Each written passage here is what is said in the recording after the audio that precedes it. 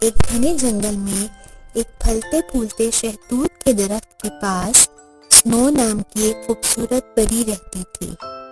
اس کی جھونپڑی شہتوت کے درختوں کے جھنڈ سے گھری ہوئی تھی۔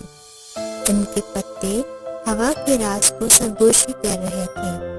یہ درخت کوئی درخت نہیں تھے، بلکہ وہ سنو کے جادوئی ہنر کی کلید تھے۔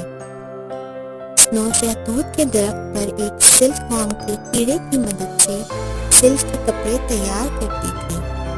سلک وارم کیڑا شہتوت کے پتوں کو کھا کر ککون بناتا ہے، جو بعد میں ریشمی دھاگوں میں تبدیل ہو جاتے ہیں۔ اس طرح سلک وارم سے ریشم حاصل کی جاتی ہے۔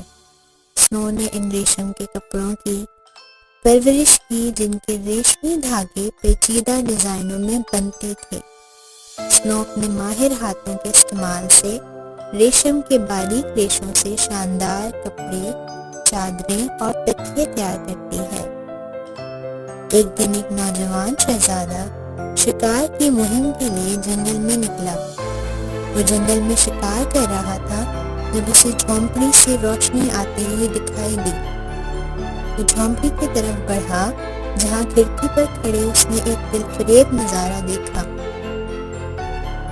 ایک خوبصورت پری بیڈ پر بیٹھی ایک ککون کھول رہی تھی اور ریشم کے دھاگے سے ایک بے حد خوبصورت لباس بنا رہی تھی۔ اسے پری بہت پسند آئی۔ محل جاتے ہوئے اس کے ذہن میں بار بار اس حسین پری کا خیال آ رہا تھا۔ اگلے دن شہزادہ پری کی تلاش میں دوبارہ جنگل کی طرف گیا۔ جھونپڑی میں داخل ہوا، لیکن وہاں کوئی نہ تھا۔ کافی دنوں تک وہ پری کو تلاش کرتا رہا، لیکن ناکام رہا۔ ایک رات شہزادہ اپنے کمرے میں سو رہا تھا جب اسے ایک روشنی اپنی کھڑکی سے آتی ہوئی محسوس ہوئی۔ آنکھ کھول کر دیکھا تو وہی حسین پری سامنے موجود تھی۔ وہ پری کو سامنے دیکھ کر بہت خوش ہوا۔ ایک مہربان مسکراہٹ کے ساتھ پری نے شہزادے کو ایک تحفہ پیش کیا، شاندار ریشمی کپڑوں کا سیٹ۔ اس نے شہزادے سے کہا کہ وہ ان کپڑوں کو بازار میں بیچے اور اس سے حاصل ہونے والی رقم کو محل کے غریب لوگوں میں بانٹ دے۔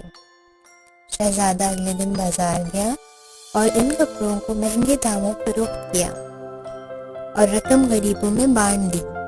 جیسے جیسے دن راتوں میں بدلتے گئے، پری اور شہزادے میں گہری دوستی ہو گئی۔ پری روزانہ محل میں شہزادے سے ملنے آتی۔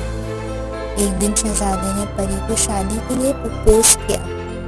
پری کی آنکھوں میں شہزادے کے لیے محبت ظاہر تھی۔ اس نے خوشی سے قبول کیا۔ اپنے ہنر کو استعمال کرتے ہوئے پری نے لال ریشم سے شادی کا ایک خوبصورت ریشمی لباس تیار کیا۔ یوں وہ لال ریشمی لباس میں اور بھی حسین لگ رہی تھی۔ دونوں کی شادی ہو گئی اور انہوں نے خوبصورت زندگی کا آغاز کیا۔ کچھ عرصے بعد دو خوبصورت بچوں کی پیدائش ہوئی اور وہ ہنسی خوشی زندگی گزارنے لگے۔